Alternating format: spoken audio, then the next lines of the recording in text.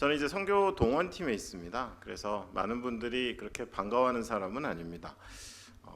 나의 인생의 방해꾼 또는 내 자식을 엉뚱한 곳으로 보내려고 뭐 이런 노골적인 말씀은 안 하셔도 명함을 드리거나 또 제 소개를 하면은 좀 불편하시는 분들도 사실은 있습니다. 저의 사역을 뭐 자세하게 말씀드릴 수 있는 시간은 아니지만 여러분들이 파송하고 협력하신 선교사님들께 오늘 온전히 좀 집중하시는 시간이니까요. 하지만 동원 사역을 쭉 하면서 저 나름대로도 깨닫는 게 있습니다. 뭐 여러분들이 이렇게 눈 마주쳤다고 제가 무슨 이상한 기술을 써서 갑자기 선교지 가고 싶네 뭐 이런 사람은 아닙니다. 그런 것보다도 저도 이 사역을 20년 가까이 해오면서 점점 깨달아가는, 저도 알아가는 사실들이 있습니다. 한 가지 중요한 것은 하나님의 나라를 섬기고 사역하고 선교에 동참하는 것은 어떤 외적 자극을 통해서 잠시 일시적으로 감정이 요동해서 하는 일이 아니라 내 안에 있는 견고한 내적 동기를 통해서 내 일생에 하나님을 향해 즐거운 마음으로, 정말 기뻐하는 마음으로 감당해야 된다라는 것을 좀 깨달아갑니다. 그래서 초반에는 좀 저도 이렇게 선교지의 좀 자극적인 이야기들, 뭔가 딱 보고 그냥 입이 다물어지지 않는 그런 사례들을 많이 이야기했다면 좀 주제 넘지만 이제는 말씀을 좀 많이 나누는 것 같아요. 그냥 우리 성도님들 마음 속에 평생 식어지지 않고 흐려지지 않는 하나님 주신 마음이 늘 자리하는 것이 선교의 올바른 동기이지, 어떤 외부적인 이야기를 듣고 갑자기 뭔가 마음의 충동이 일어나서 하는 일시적인 헌신은 아니지 않을까라는 생각을 하고 있습니다. 물론 저희 동원팀이 다 같은 생각을 갖고 있는 건 아니고요. 가끔 저한테 욕을 하시는 분들도 있지만 그냥 사역하면서 깨달아가는 겁니다. 한 4년 전쯤에 제가 그 선교한국에 강의가 있어서, 맡은 강의가 있어서 이제 가기로 되어 있었습니다. 한동대에서 있었을 대회였고요. 오전에 전체 강의였었습니다. 그때 선교에 대한 주제, 총체적 선교에 대한 그 강의를 맡고는 준비하고 있는데, 제가 오늘 여러분들 앞에 이렇게 멀쩡하게 서 있지만 제가 이렇게 막 대인 관계가 막 살갑고 막 스킨십 있고 그런 사람이 전혀 아닙니다. 아까 보신 분도 계시겠지만 일부 끝나고도 여기서 우왕좌왕하다가 쑥 들어갔습니다. 그게 원래 제 성격이 그렇습니다. 그러다 보니까 청년들하고 같이 시간 보내는 게 좀 부담스러웠어요. 동원 사역자인데도 그렇습니다. 그래서 꾀를 좀 냈습니다. 다음 날 아침 강의니까 알아보니까 KTX를 타고 포항까지 아침에 첫 차를 타고 가면 충분히 강의까지 하고 오겠더라고요. 전날 저녁에 저희 아이들하고 그냥 피자 시켜 먹고 좀 놀고 있었는데, 기억하시는 분도 계실지 모르겠지만 그때 포항에 태풍이 상륙했습니다. 그래서 전날 저녁에 저한테 문자가 왔어요. 당신의 KTX는 사라졌습니다. 이렇게 문자가 왔습니다. 그래갖고 저는 또 순진해가지고요. 나중에 아십니다. 왜 순진하다고 하는지. 그날 저녁에 아이들과 한 입 물려다가 이제 차를 몰고 포항으로 내려갔습니다. 갔더니 정말 영화에서 나오는 나뭇가지 휙 하나 지나가고 차 한 대도 없고 그런 밤중에 내려가고 있었는데, 제가 순진했다고 말씀드린 이유는 다음날 보니까 많은 강사들이 줌으로 대체하셨더라고요. 그래서 사회생활을 좀 더 외워야겠다 뭐 이런 생각을 했습니다. 근데 그때 저한테는 동원 선교사로서의 회심의 밤이었었습니다. 혼자 차를 몰고 가는데 하나님이 정말 거룩 경건하신 분들처럼 육성으로 들려주시면 좋겠지만 저는 그런 사람은 아니었는데 그래도 마음에 새겨지는 문장이 있었습니다. 저는 동원팀이고 동원 사역을 하는데, 하나님이 이 시대에 내가 원하는 동원은 너희의 어떤 선교지나 그런 사역 현장에 충원하는 게 아니라 다시 한번 그들로 선교를 소원하게 하는 거다라는 그런 워딩을 제 마음 가운데 주셨어요.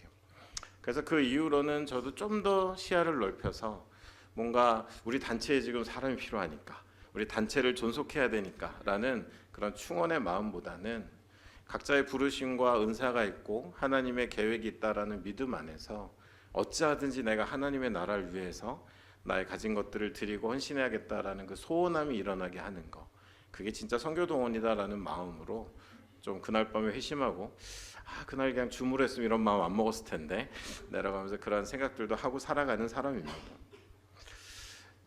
아무래도 선교회를 기획하고 전략을 논의하는 자리에 있다 보니까 가끔 회의도 가고요. 또 뭐 세미나도 참석을 합니다. 최근에 가장 많이 하는 이야기는 선교의 위기입니다. 선교의 위기에 대한 이야기를 하면서 등장하는 단어들이 있어요. 그것이 뭐냐 하면 아무래도 우리의 자원에 대한 관심들이 많이 있습니다.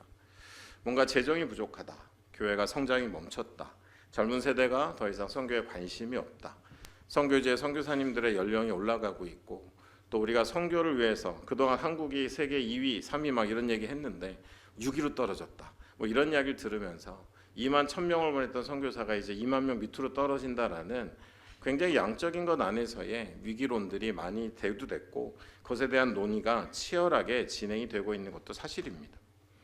저도 거기에 공감해서요. 같이 전략도 짜고 글도 써보고 머리를 맞대고 논의도 했던 기억이 있습니다.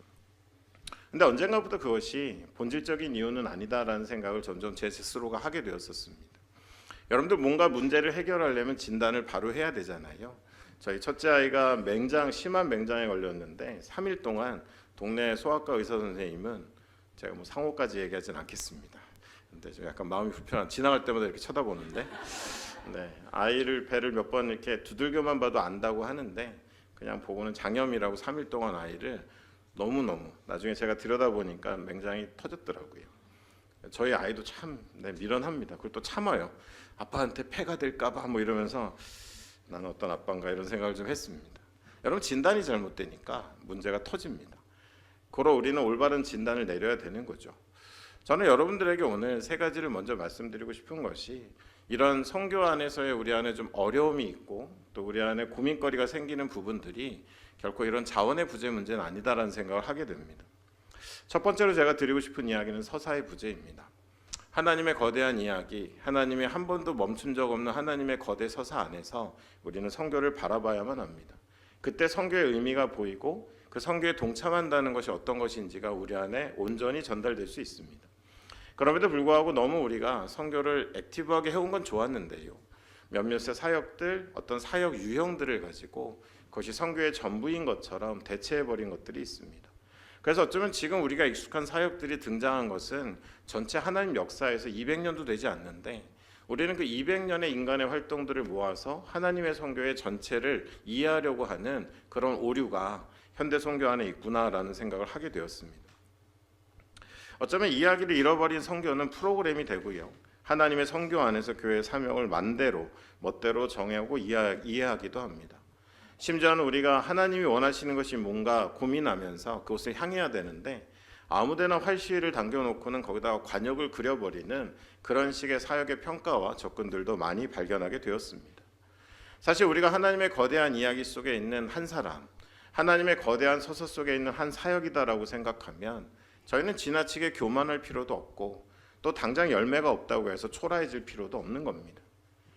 정말 어마어마한 거대 서사 속에 우리는 잠시 등장해서 만약에 잠시 살아가는 그 인생에 하나님 우리에게 초청의 손을 내미시고 우리가 하나님의 선교를 인식하고 그것에 우리의 삶을 헌신하고 열심 낼 수 있다면 그건 얼마나 큰 복인지 모르겠습니다. 거기까지가 저희의 몫인 것이죠.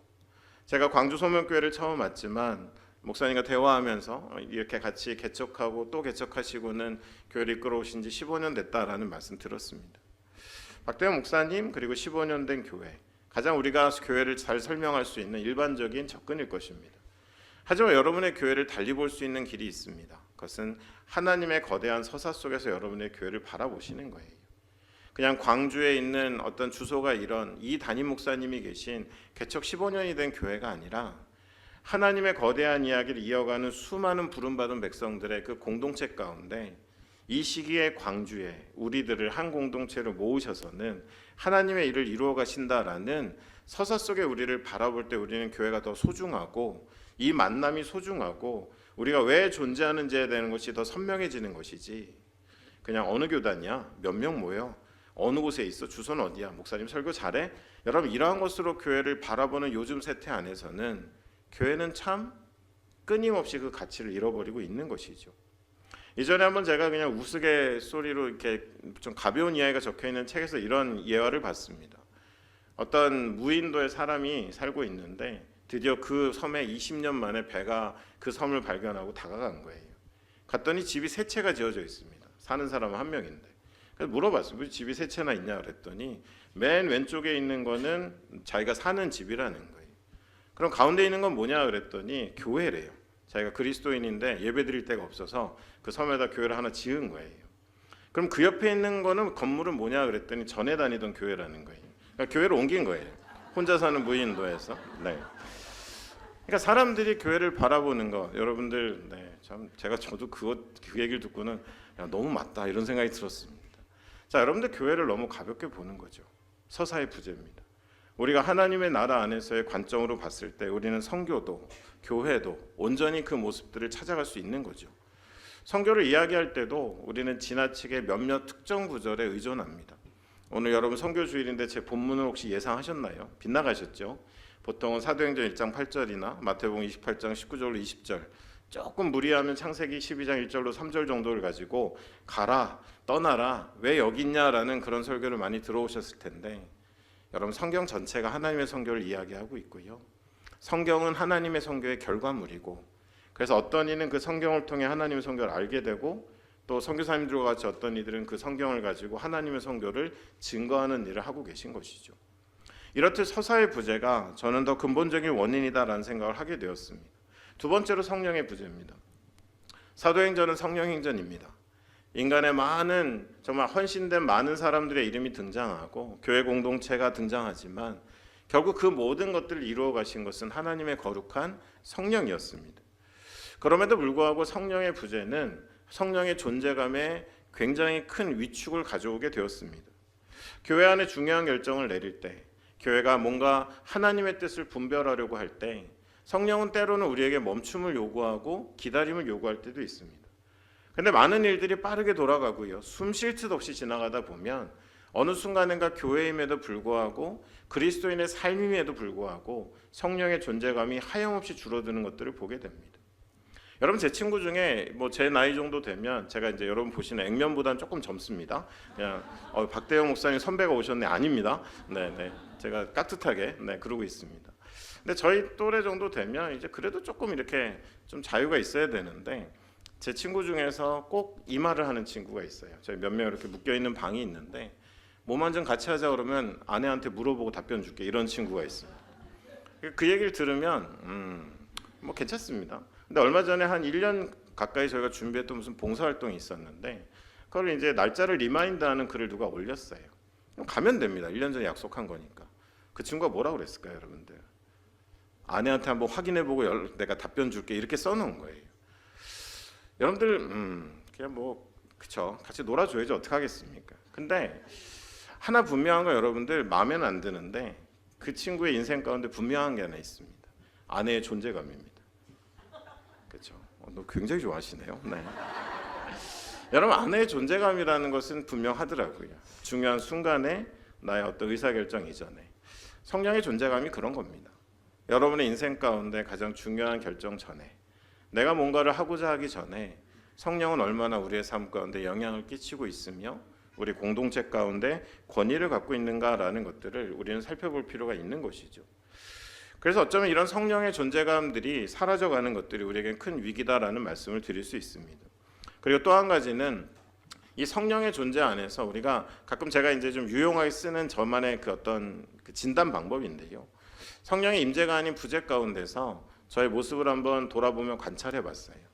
성령 충만함이 아닌 성령의 부재 가운데 난 어떤 모습으로 흘러가나 세 가지 정도가 깨달아졌습니다. 첫 번째는 뭔가 내면적인 하나님이 처음 창조 세계를 지으시곤 토부를 외치셨잖아요. 그거는 여러분 정말 잘생겼다. 정말 누가 나왔는지 이런 인물이 그런 게 아닙니다. 토부는 내적 아름다움에 대한 감탄이죠. 여러분 성령 충만한 가운데 우리는 내적 가치에 관심을 갖습니다. 하지만 성령의 부재 가운데 우리는 눈에 보이기에 예쁘고 좋은 것들에 관심이 흘러갑니다.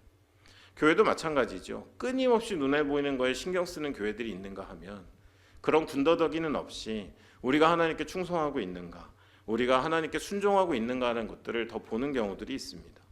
두 번째는 성령의 충만한 가운데 우리는 존재의 가치를 보고 서로를 존중하지만 어떤 드라마 대사처럼 추앙하지만 근데 성령의 부재 가운데 우리는 기능을 우선시하기 시작해요. 저분은 사회에 유력한 분이니까 우리 교회 오시면 도움이 될 것 같아. 선교사들도 저분하고 좀 잘 지내면 후원금이 좀 나오지 않을까라는 존재 자체보다는 그 분에 갖고 있는 기능에 대해서 더 관심을 갖기 시작하는 거죠. 마지막 세 번째는 뭔가 우리 안에 끊임없이 이어져가는 거대한 앞서 말씀드린 서사보다는 파편화된 세상에 관심이 더 갑니다. 오늘 내가 한 일이 잘 됐나? 사람들이 어떻게 평가했는가? 어떤 가시적 열매가 있었는가라는 것들을 끊임없이 이야기하며 그것에 매이는 바로 그런 삶을 살아가는 사람들은 저의 삶을 돌아봤을 때 그런 모습이 나타나면 성령 충만하지 않구나라는 것들을 좀 알게도 되었었습니다. 저는 적극적으로 이러한 것들을 저의 사역에도 반영해서요, 저를 점검하는 툴로 사용하고 있습니다.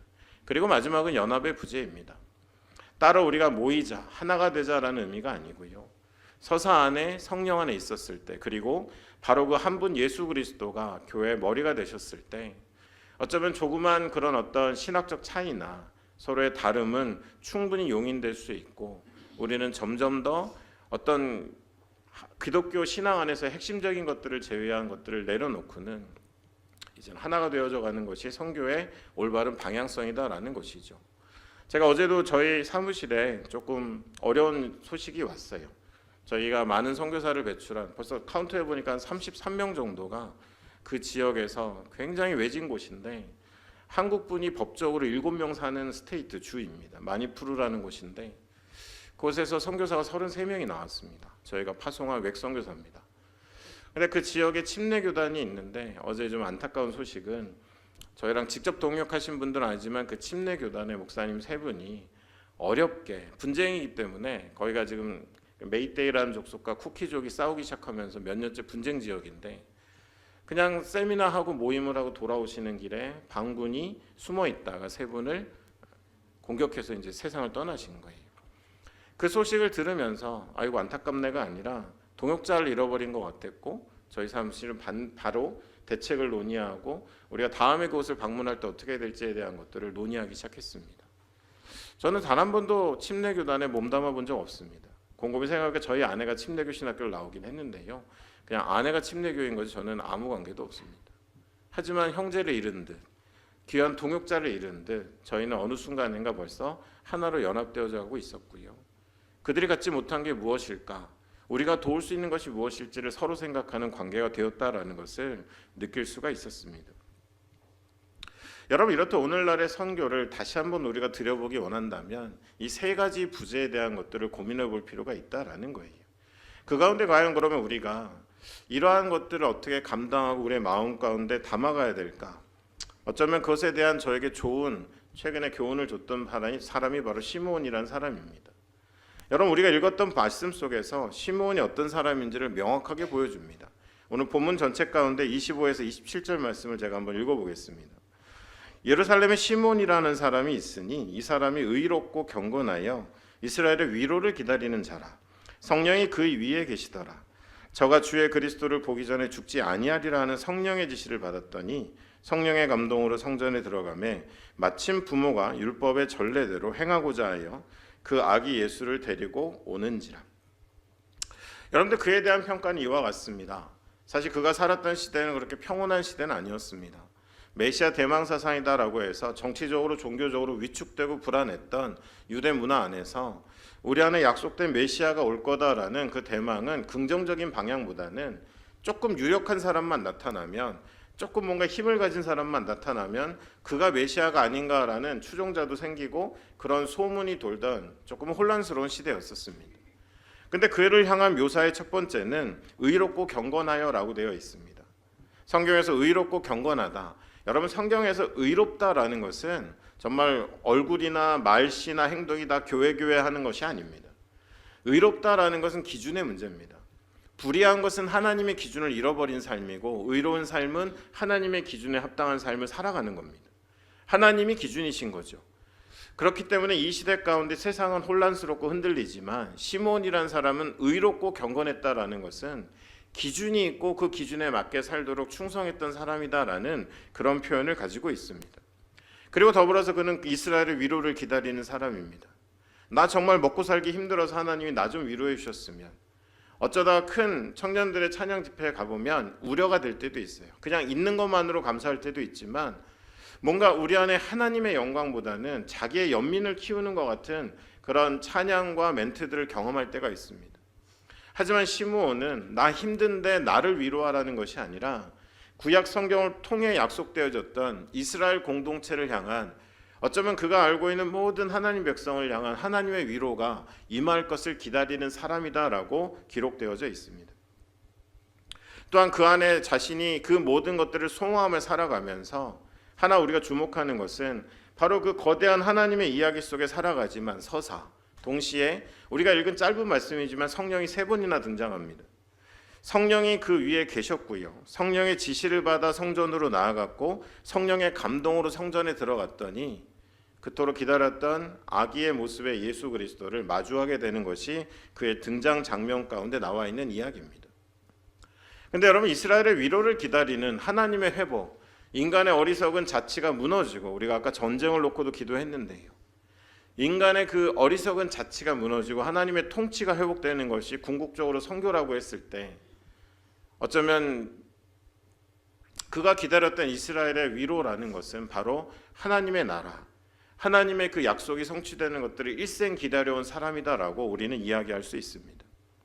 근데 그가 기다렸다라고 했을 때 쓰여진 헬라어가 앞에 나와 있는데요, 이거는 그냥 때 되면 오시겠지, 언젠가 오시겠지라는 그런 수동적인 것이 아니라 두 팔을 벌려서 환영할 준비를 하고 간절히 고대하며 기다린다라는 능동의 의미를 담고 있습니다. 그의 일생을 통해서 하나님의 나라 이 땅 가운데 임하시기를, 그냥 사람들이 말하는 조금의 그 나라가 아니라, 그 메시아가 아니라 바로 그 예수, 메시아로 예언되어 있는 말씀이 한결같이 이야기하는 바로 그가 오시기를 기다리는 한 사람으로 살고 있었다라는 것입니다. 여기저기서 사람들이 우리의 예수, 정말 예수의 이름이 어쩌면 흔하다 못해 정말 남용되고 오용되는 시대 한복판에서 그는 바로 그 예수를 기다리는 사람으로 그 시대를 살아가고 있었습니다. 여러분들, 우리가 이런 시대를 살아가며 시몬이라는 사람의 그 견고함, 흔들리지 않는 삶을 봤을 때 어쩌면 그는 서사 속에, 그리고 그는 성령의 사람이다라는 것을 이제 알게 됩니다.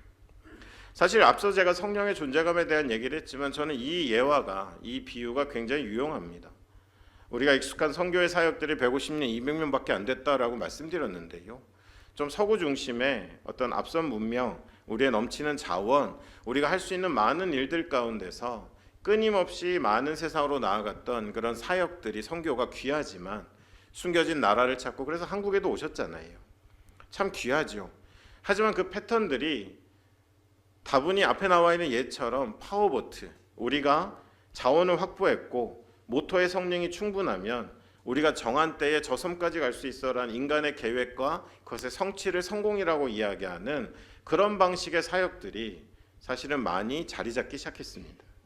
근데 다시 성경으로 돌아가 보면요, 우리에게 더 가까운, 우리의 사역의 형태에 가까운 것은 세일보트, 바람에 의존해서 안에 있는 우리의 힘을 과시하는 것이 아니라 밖으로부터 오는 바람이 방향을 정하고 속도를 정하는, 정말 제가 한 유튜버를 봤는데 그냥 요트를 타고 전 세계를 돌아다니는 그런 유튜버인데, 바람 부는 날, 바람이 불지 않는 날, 어쩌면 무기력해 보이지만 철저하게 바람 타는 법을 배워가면서 여행하는 모습을 봤을 때 저는 새삼 이 예화가 떠올랐었습니다.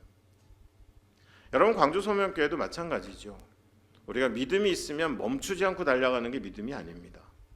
멈출 수 있을 때 멈추고 기다리고 하나님의 공간, 하나님의 통치, 하나님의 인도하심을 늘 기억하며 나아가는 공동체는 어쩌면 파워보트보다는 세일보트에 더 가깝다라고 말씀드릴 수 있습니다.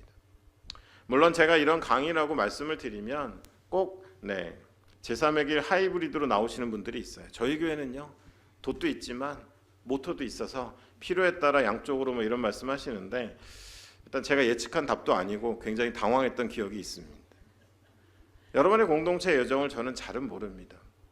그리고 우리는 인간의 부족과 죄성이 있기 때문에 100% 세일보트일 수는 없습니다. 여러 사람이 모여있기 때문입니다. 하지만 늘 우리가 한 번쯤은 우리의 방향이 어디로 가고 있는지를 점검할 때 우리는 바람을 느끼는가, 바람에 반응하는가라는 것들을 볼 필요가 있죠. 여러분, 청년들도 진로 결정할 때마다 굉장히 어렵죠. 근데 돌아보면 저도 좀 괜찮은 결정을 했을 때 저는 온몸에다 힘을 준 상태가 아니고 힘을 뺀 상태였습니다. 바람이 불어와서 나를 움직이도록 힘을 빼야 되는 거죠. 근데 우리가 사는 시대는 어떻죠? 힘을 줍니다. 이번에 잘 결정해야 되는데, 실수하면 안 되는데, 그러고 온몸에 힘이 들어가요. 뭐가 안 느껴질까요? 바람이 안 느껴집니다. 그리고 우리가 모든 내 자원을, 내 경험을, 내 정보를 다 짜내서는 더 나은 결정을 할 수 있을 거다라고 믿지만 성령에서는 멀어지는 경우들을 많이 보게 됩니다. 여러분들 이렇듯 파워보트와 세일보트의 모델 속에 우리를 점검하다 보면 과연 성령 안에 살아간다라는 것이 어떤 것인지를 우리는 조금씩 알아갈 수가 있다라는 것이죠.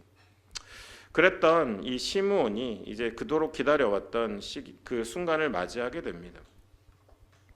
시므온이 마주했던 그 감격의 순간이 28절로 32절에 기록되어 있습니다. 제가 한번 읽어보겠습니다. 시므온이 아기를 안고 하나님을 찬송하여 가로되 주제여 이제는 말씀하신 대로 종을 평안히 놓아주시는도다. 내 눈이 주의 구원을 보았사오니 이는 만민 앞에 예비하신 것이요 이방을 비추시는 빛이요 주의 백성 이스라엘의 영광이니이다 하니. 여러분 이러한 감격은 누구만 누리는 겁니까? 소망하고 기도한 사람들이 누리는 겁니다.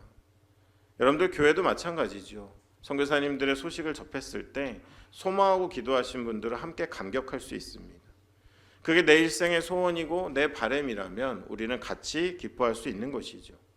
부모의 눈에조차 아기 하나의 아기로 보여지는 그 예수를 끌어안고는 그는 하나님을 찬양합니다. 그 감격을 선포합니다. 그리고 그 기다림 속에 이루어진 일들 가운데 정말 주변에서는 다 이해할 수 없는 모습들로 이 순간을 누리고 있는 것들을 보게 됩니다. 저는 기도하는 사람, 함께했던 사람들이 누리는 특권이다라고 생각을 합니다. 제가 아는 서울의 한 대학교회가 있어요. 그들이 만든 기도회는 아침, 점심, 저녁 하루에 3번씩 기도하는 겁니다. 가능한 사람들이 순번을 돌려가면서 하는 기도였어요. 얼마 전에 그 목사님이 그 기도가 10,000번을 넘어서서 여행 갔다는 얘기를 들었습니다. 여러분 10,000번 쉽지 않습니다. 근데 여러분 그 캠퍼스에 기독대학도 아닌데 몇 가지 변화가 있었거든요. 사람들은 그냥 정책 변화라고 생각했어요. 하지만 그 기도에 동참했던 동문들은 서로 얹어안고 울었습니다. 우리가 3년을 기도했던 제목, 우리가 아침마다 기도했던 제목, 여러분 그러한 특권들, 감격은 바로 이와 같이 하나님의 이야기 속에 성령 안에서 그것을 소원한 사람들이 누리는 특권이라는 거죠. 제가 지난주에 베트남에서 훈련을 마쳤을 때 아침에 마지막 날 수료식을 하는데 3명의 후보생을 보낸 달랏이라는 산지 지역의 목사님 한 분이 지금 달랏공항이 폐쇄돼서 차로 8시간 이동하셔야 되는데 아침 수료식 오전 10시에 맞춰 도착하시려고 지역 목사님 2분하고 8시간을 아침에 운전해서 오셨어요. 그분이 이 3명의 수료식을 참여하려고요. 좀 죄송하더라고요. 드린 순서가 대표기도 한 번이었는데 길게도 안 하세요. 그 정도 왔으면 저 같으면 그냥 일장 연설할 텐데 한 3분도 기도 안 하시더라고요. 나중에 그분의 이야기를 다 들었습니다. 산지 목회자였는데 랭암 파트너십이라는 재단을 통해서 미국 유학 기회가 열렸고 미국에 있는 낙스 칼리지에서 공부를 하는 가운데 우연치 않게 미션 퍼스펙티브라는 그런 선교 훈련 과정을 한 거예요. 그때부터 소원이 생겼답니다. 하나님, 저도 선교사 보내는 교회 목회하고 싶습니다. 내가 양육한 사람들이 선교사로 가는 거 보고 싶습니다. 그리고 시간이 10수년이 흘러간 거예요. 그리고 그날 그 수료 예배는 저는 덥고 짜증나서 빨리 끝나고 한국 가야지라고 하는 그런 수료식이었지만 그 목사님에게는 감격의 순간이었습니다. 늘 지역에서 같이 전도하고 어린이 주일학교 하던 3명의 자매가 그날 수료식을 마치고 저희 외 선교사로 인준되어지는 날이었기 때문에 그렇습니다. 여러분들 이렇듯 우리가 어디서부터 무엇을 놓치고 살아가는지를 보아야 하는 것이죠. 품에 안은 것, 내가 마주한 것들을 감격할 수 있는 것은 그것을 소원하며 살아온 사람들이 누리는 특권이다라는 것입니다. 그러면서 우리가 또 기억해야 될 것은 그 소원들이 얼마나 선명하고 그것이 얼마나 인생적인가라는 것들을 좀 바라봐야 되죠. 여러분 사역을 비교할 이유는 없습니다. 아는 선교사님 12년 사역하셨지만 결신자 한 명도 없는 분도 있습니다. 어떤 선교사님 간지 3년 만에 신학교 세우고 많은 교회 개척하신 분도 있습니다. 근데 여러분 그게 중요하지 않더라고요. 가던 보내던 그 우리가 마음에 품고 있는 것이 얼마나 선명한가, 제가 만든 표현이지만 얼마나 인생적인가, 내 평생에 쉬지 않고 그것을 놓고 기도하며 그것을 소망하는 마음들이 있는 사람들은 하나님의 그 움직임 속에 감격하고 감동하는 특권을 누리며 살아가더라는 것입니다. 저는 주변에 많은 선교사님들 당연히 계시죠. 저는 감히 저한테 붙어있는 호칭대로 선교사라는 얘기 잘 안 합니다. 부끄러워서 그렇습니다. 근데 많은 선교사님들 중에 제가 참 존경하는 분들을 보면 그분들은 뭔가 화려하기보다는 너무 선명해요. 너무 분명합니다. 내가 이 길을 가야 되고 그분이 나의 인생을 초대해 주신 게 너무 감사하고 내 생의 모든 것을 다 드려도 아깝지 않다라는 인생적인 고백을 하시는 분들이 결론은 견고하게 그 길을 끝까지 걸어가시더라는 것입니다. 그런 시므온의 간격 속에 시므온은 외칩니다. 이제 예수 그리스도 통해 이루어질 일들을 이야기합니다. 나머지 말씀 제가 한번 읽어보겠습니다. 그 부모가 그 아기에 대한 말들을 기이 여기더라. 시므온이 저희에게 축복하고 그 모친 마리아에게 일러가로되 보라, 이 아이는 이스라엘 중 많은 사람의 패하고 흥함을 위하여 비방을 받는 표적이 되기 위하여 세움을 입었고 또 칼이 내 마음을 찌르는 듯하리라. 이는 여러 사람의 마음의 생각을 드러내려 함이니라 하더라. 이제 예수 그리스도를 통하여서 이 땅에 바로 그 예수, 사람들이 만들어낸 예수, 우리 마음대로 찬양하고 우리 마음대로 메시아라 부르는 바로 그 예수와는 상관없는 예수가 아닌 하나님의 서사가 끊임없이 우리에게 전했고 그 정점 안에 십자가를 지시고 이 땅의 모든 죄를 홀로 지실 바로 그 예수가 오셔서 이 땅 가운데 이루실 일들을 지금 시므온은 그의 입술을 통해 사람들에게 그 부모에게 이야기하고 있는 것입니다. 여러분, 어디에도 시므온이 어떤 연합, 서사와 성령, 그 다음에 연합이라는 것들을 막 주도적으로 했다라는 그런 장면은 없습니다. 하지만 중요한 것은 한 이야기, 더 스토리 안에서 한 분뿐인 그 예수를 맞이하고 품은 인생은 결국 서로 다름 안에 방해받지 않고 형제요 자매로서의 하나의 연합을 이루어가는 방향으로 흘러갈 수밖에 없다라는 거예요. 앞서 말씀드린 훈련을 마지막 마칠 때 간 김에 그냥 저희 훈련 원장님이 저를 아주 그냥 비행기 타고 왔으니까 다구 가라 이랬는지 저는 강의 11번으로 끝날 줄 알았더니 커뮤니언도 당신이 하시고 성찬식입니다. 그리고 수료식 때 증서도 저보고 주고 하여간 시킨 게 되게 많았습니다. 참고로 아무 사례도 안 줍니다. 저희 단체끼리 일할 때. 강의 11번이면 네. 근데 커뮤니언을 진행하면서 그 후보생들과 소박한 15명이 모여있는 커뮤니언이었지만 한 순서를 일부러 넣었어요. 우리가 이 떡과 잔을 받기 전에 한번 기도하자. 아직도 이 떡과 잔을 받을 수 없는 사람들, 한 분 예수 그리스도의 몸으로 하나로 연합되어져야 되지만 그 떡과 잔에 참여하지 못하고 있는 사람들 놓고 기도하자라고 먼저는 그들이 품은 사역지, 또 미전도 종족, 가족 중에 믿지 않는 사람들 놓고 먼저 떡과 잔을 들고 기도하고 나서 하나님 그들이 그리스도의 몸에 하나 되게 해달라고 그 소원한 마음으로 기도하고 나서 떡과 잔을 받은 기억이 있습니다. 어쩌면 시므온의 삶 가운데 드러낸 연합의 구호는 없었지만 그가 전한 말씀, 그의 보여준 삶 속에 어쩌면 우리도 동일하게 이 시대를 서사 속에 더 스토리 그리고 그 예수를 품고 살아가다 보면 좀 다른 거, 좀 우리 안에 그런 사람들이 만들어놓은 그어놓은 선들은 중요하지 않고 얼싸안고 형제자매됨을 이야기할 수 있는 온전한 연합을 이루어갈 수 있을 것입니다. 여러분, 오늘 선교 주일을 맞이하고 계신데요, 교회가 정말 한결같이 꾸준히 선교사님들 후원하고 함께 오신 걸로 알고 있습니다. 근데 때로는 교회가 그것이 하나의 어떤 업무처럼 프로젝트처럼 또 교회 한 부서가 담당하는 그런 사역인 것처럼 흘러갈 때가 있습니다. 저는 크리스토퍼 라이트가 쓴 책에서 교회가 선교사를 파송하고 후원하는 것에 대해서 설명한 이 부분을 참 좋아합니다. 요한이서 말씀을 강해하면서 그분은 그렇게 얘기했어요. 우리가 선교사를 위해 기도하고 그분을 후원하고 함께하는 이유는 첫 번째는 진리에 대한 신실함으로 하나님이 쓰시는 도구들을 통해 참된 주님의 말씀이 흘러가는 것이 우리에게는 소중한 것이기 때문에 그것에 신실한 자들로 그 일을 위해 함께하고, 또 형제자매를 향한 신실함이라는 것은 선교사 또는 어디 선교사 어디 소속 이런 거 이전에 우리의 형제요 자매이니까 그들이 앞서 나아가 복음을 전하는 그 모습 속에 그들을 향한 신실함으로 함께하는 것이 교회의 역할이다라는 그런 이야기였었습니다. 2월 달에 제가 파키스탄에 저희 공동체 가서 저희 사역자를 만나고, 저는 여러분 파키스탄 가서 막 복음 전하고 이런 사역은 아니었고요. 2년에 걸쳐서 제가 관찰하고 그 공동체가 선교적으로 나아갈 거에 대한 프로포저를 만들어주고 같이 합의하고 회의하고 현지에 그것이 이렇게 적용되게 하는 그런 일들을 하는 사람입니다. 별로 이렇게 그런 사람은 아닙니다.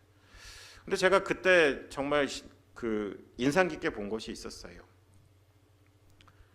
토요일 하루 12개 공동체가 한 자리에 모였어요. 굉장히 값진 사역을 하고 있습니다. 근데 그들이 우르드어를 주로 쓰는데 너무 외로웠습니다. 하루 종일 우르드어로 기도회를 진행하는데 그냥 고개를 흔들면서 아멘하는 것도 한두 번이지 한마디도 못 알아듣겠는데 좀 외로웠었습니다. 마치 아까 목사님 방에서 전라도 말을 막 쓰시는데 잠깐 외로웠던 거랑 비슷합니다. 선교사님 두 분이. 사실 제가 교구 목사할 때 경험이 있어요.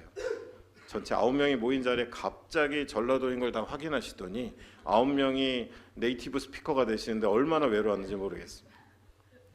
근데 그날 제가 그분들이 쓰는 영어를 하나 봤어요. 뭐 발음도 저같이 엉망입니다. 근데 한 공동체가 사역 발표라면 난민 사역도 하고 다양합니다. 와서는 같이 기도해요. 그리고 영어로 이렇게 얘기합니다. You go, we will help you라는 너무도 중학교 같은 문장을 동시에 외칩니다. 다음 보고를 해요. 또 나와요.